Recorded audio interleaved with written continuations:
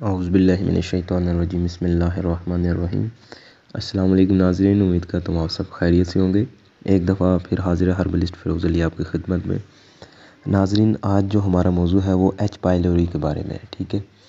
H پائلوری دراصل میں معدے کا ایک انفیکشن کہہ لیں یا ایک زخم ٹائپ کہہ لیں، بالکل السر نہیں ہوتا لیکن السر کے جیسا ہی ہوتا ہے۔ یہ وائرس ہوتا ہے یا جراثیم ہوتا ہے جس کی وجہ سے معدے کے پیپٹک جو السر کہہ لیں اس طرح کا ہو جاتا ہے۔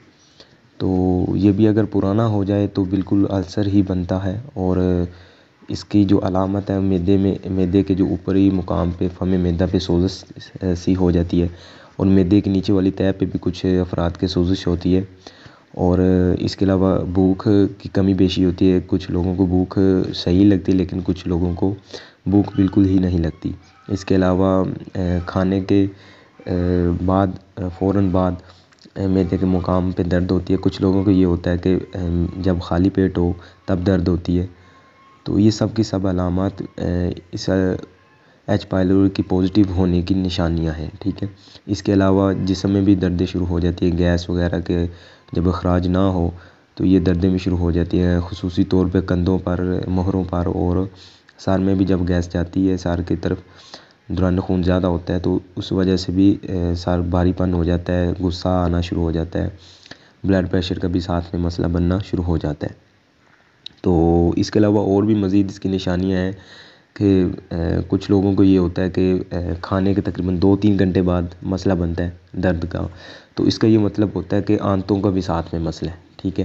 لیکن اگر فوراً بعد میں ہو تو پھر اس کا مطلب ہے کہ معدے میں مسئلہ ہے۔ اس کی اصل وجہ یہ ہے کہ جب فوراً بعد ہوگا تو اس کا مطلب ہے کہ غذا بھی معدے میں، اس وجہ سے اس مریض کو مسئلہ ہوا ہے۔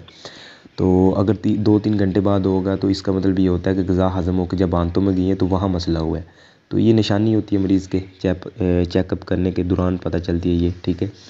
تو مزید تمہید کیے بنا میں چلتا ہوں نسخوں کی طرف۔ تو اس نسخوں کو بیان کرنے سے پہلے میں عرض کرنا چاہتا ہوں کہ مریض کو پرہیز لازمی کروائیں، ٹھیک ہے۔ نمک، مرچ، مسالہ جات سے ضرور پرہیز کروائیں۔ اس کے علاوہ چکنائی والی ابھی چیزیں منع تو نہیں ہیں لیکن بہتر ہے کہ وقتی طور پہ ہلکی پھلکی غذا لی جائے، زیادہ زود و ہضم جو غذائیں وہ لیں۔ اس کے علاوہ سخت غذائیں جو ہیں وہ نہ لیں۔ تو نسخے 2 ہیں ناظرین، نظریہ مفرد اذا کے مطابق۔ ایک نسخہ تریاق معدہ ہے اور دوسرا نسخہ جو ہے وہ ہلدی ملٹھی سونف ہے، ٹھیک ہے، اکثر آبادیاں۔ تو تریاق معدہ کا نسخہ جو ہے وہ آپ سن لیں۔ تریاق معدہ میں پودینہ خشک ہے 30 گرام، گندک آملہ 30 گرام، اجوائن دیسی 60 گرام، ٹھیک ہے۔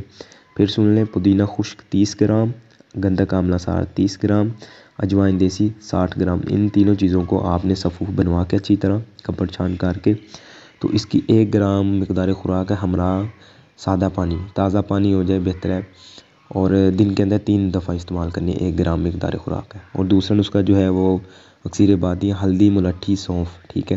ہم وزن لینی ہے تینوں چیزیں، یعنی کہ اگر ہلدی 50 گرام لیتے ہیں تو ملٹھی بھی 50 گرام لینی ہے اور سونف بھی 50 گرام لینی ہے۔ تینوں چیزوں کو صفوف بنوا لیں، اور اس کی مقدار خوراک 2 سے 3 گرام ہے۔ اس کا مسئلہ کوئی نہیں ہوتا اگر غلطی سے بندہ زیادہ بھی لے لے مقدار خوراک، تو باقی عام جو معین کی گئی ہے مقدار خوراک وہ 2 سے 3 گرام ہے، دن کے اندر 3 دفعہ۔ تو یہ بھی ساتھ میں استعمال کروائیں، کھانے کے بعد استعمال کروا لیں دونوں ادویات تو بہتر ہے۔